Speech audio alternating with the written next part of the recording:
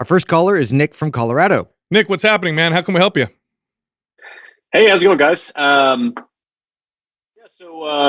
The question I have is in reference to anaerobic. I guess you can call it cardio, but it basically revolving around the muscle stimulus that could come from it. So the overall question is, do you feel anaerobic cardio or like explosive bodyweight exercises such as like sprints, squat jumps, or even like hitting the heavy bag with like punches or kicks, etc., produces a muscle building signal similar to or less than weight training?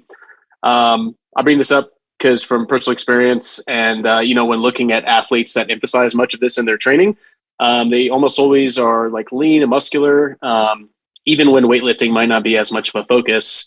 But yeah, I mean, obviously I know they burn more calories than average people, but I was wondering sorry, go ahead. Let's first address the athlete thing. In fact, I think Sal brought this up off air yesterday. Yeah, we were just talking about how people look at athletes and then, we try and attach the sport or what they're doing to, look at how their bodies look. When the truth, the reverse is what's happening is they already are these, superior, they have superior genes athletically, and therefore they gravitate towards these sports. It's not the way they train that makes, I've met plenty of football players that eat Taco Bell twice a day and touch weights, hardly ever, and they look better than I looked on stage. Yeah. It's a good point because although the sports themselves does contribute obviously to fitness and changes in the body, but when we look at the top level of athletes, what you're looking at are hardworking, genetically gifted, specific to the sport that they compete in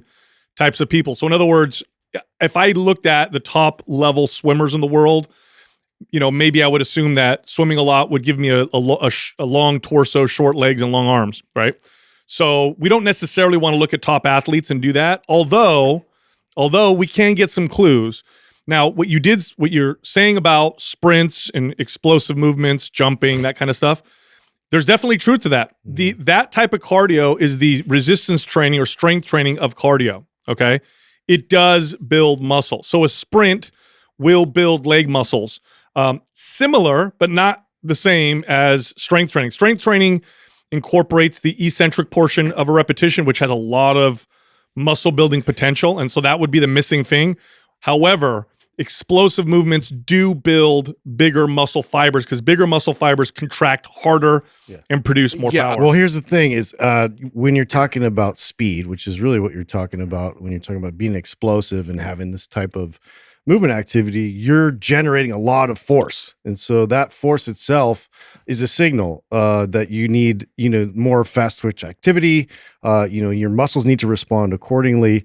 And the way you structure it in terms of it being more anaerobic is going to play a factor in terms of how your body responds. But in terms of building muscle, it's not, that's not the ideal pathway to go. It's just, it does stimulate it. It does have a factor in there, but it's definitely not anywhere close to resistance training. I'm so glad you said that, Justin, because that's the thing that needs to be addressed here is that it's really what the question we need to know is like, what's your desired outcome, first of all?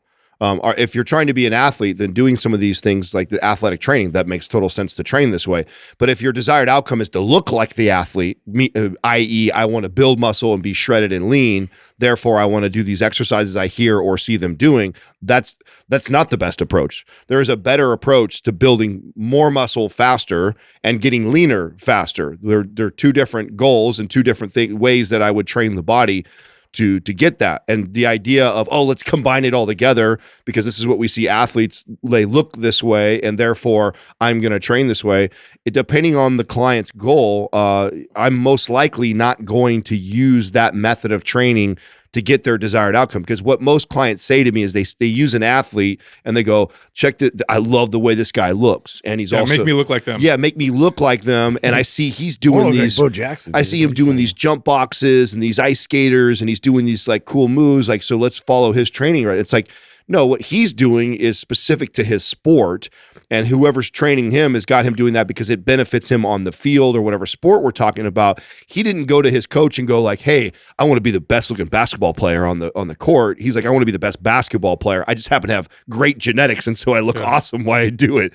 So if you're the average person who's asking this question, I would propose a question back saying, okay, well, what is your goal? What is your desired outcome? Are you trying to be athletic and therefore you want to follow these types of programs? Or do you have a look you're trying to obtain? And if that's the case, then I would tell you that this is not the best strategy for us to get there. I think there's a lot of value in this style of training too, even for your average person. We've talked about this too, about how we lose this ability over time as we age, especially. And so doing a sort of a lower risk version of this is very advantageous, especially when you're in situations, just life situations where you have to move really quickly and your body has to respond. A lot of times this is where people get injuries, and it's over like the most ridiculous thing. Like, you slip or you miss a step, or, you're reaching back really fast. So this will help train your body. And so I would just say, like, look at it in terms of a phase. Like, you're going to like weave this into your programming because it does have a lot of value. Yeah. Now, that being said, this isn't going to make you lose muscle. It is a muscle building contributor. Is it going to build more muscle? Hell no. Than just strength training? I mean, if it improves your ability to lift, then it might, right? If it gives you more stability to help you work out, it could. But I don't think it's, like Adam said, it's not like a strategy to do that. But if you're doing cardio and you're like, I'm going to do a form of cardio that's not going to make me, potentially send a conflicting signal and lose some muscle, this is the way to do it. Now, there is a right way to do it though, Nick, okay? It's number one, you better have the prerequisite stability and control to do it, because it's far more risky doing explosive movements than it is to do controlled movements. So that's number one. Number two, you have to treat it like strength training. In other words, don't do it to fatigue, or otherwise you're just doing cardio. It stops being anaerobic. It's now aerobic. So in other words, you see people do this all the time. They'll do jump boxes as part of a big circuit, and they're so exhausted, and it's all about getting tired, at which case it really doesn't matter what you do. You can jump in place. You're going to get the same result. You want to be explosive with it and treat it like a set. So like 5 explosive jumps and then rest for a minute or two, and then try again. The goal being to jump as high as you can, not jump as much as you can, or build stamina doing that. So you got to definitely do it the right way. Now, Nick, now that we're done lecturing you, why don't you tell us exactly what your goal is? we kind of jumped in there real quick. Let's just assume this guy wants to do all this shit. So tell us exactly your goal. I want to hear what you're going for. I definitely, kind of twofold goal. I mean, I definitely want to be like, going, as I'm going into like my 40s, as lean as I can. I'm a very avid weightlifter. I used to be an athlete. One of the reasons I brought up like the kicking and the punching was I used to do boxing and MMA in college. And I missed that activity. Mm-hmm. But overall, I'd say just, staying lean, not falling into the metabolic effect that y'all talk about a lot of, going to slow cardio and that slowing my metabolism down. But also maintaining some level of athleticism.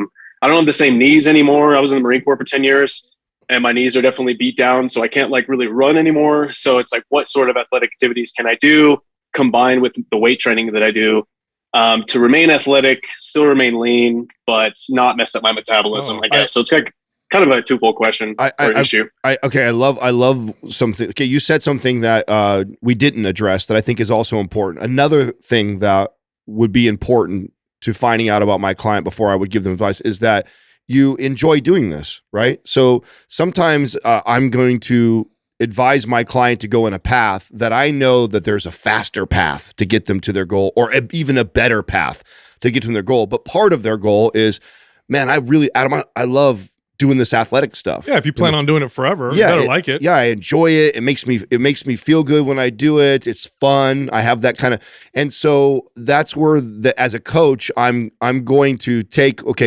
my knowledge around building bodies and go, okay, yeah, I know there's a better way or a faster way potentially to get this guy to where he wants to potentially look, but he's also saying things like, hey, I really enjoy doing this, and so to me, I think you're like a MAPS Performance is a perfect programmer for you. Like MAPS Performance is going to give you the athleticism that you're appealing that appeals to you, while also still strength training you and phasing you in and out, kind of like what Justin said. So I absolutely, if you don't have that program, we'll send that to you, because to me, that's based off of your goals. That is like the perfect program, and you're going to get a lot of the things that you're looking for, in that program. Yeah, we'll send that to you, Nick. I think that'll be perfect for you. And then when it comes to being lean, that's largely a product of diet. Yep. I mean, the muscle aspect, of course, makes a big impact, but you're already kind of doing the strength training. That's going to be diet. So I really, when it comes to exercising in a way to get lean, really what you want to do is exercise in a way to maintain a faster metabolism. And then the other half of that is just, it's always going to be diet. So no matter what. So that's going to be the big factor here. Awesome. Thank you so much, guys. I really appreciate the time. Huge fan.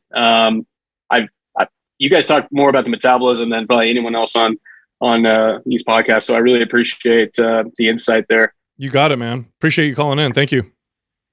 Thanks, guys. Take it easy. Take it easy. Yeah, Justin, you said something about losing the ability, and you can hurt yourself. Mm-hmm. That is, I mean, that's happened to me a couple times. Me too. That was a great point. Oh yeah, dude. I told this story before, but when my oldest was little, he was at the top of the stairs, and I mean, I've been working out forever with weights, and I was younger than I am now, so I can't even imagine if I did this now. But he goes to jump off the top steps, because I used to have him jump off one of the steps and I'd catch him. Mm-hmm. Well, he saw me at the bottom, goes to jump off the top.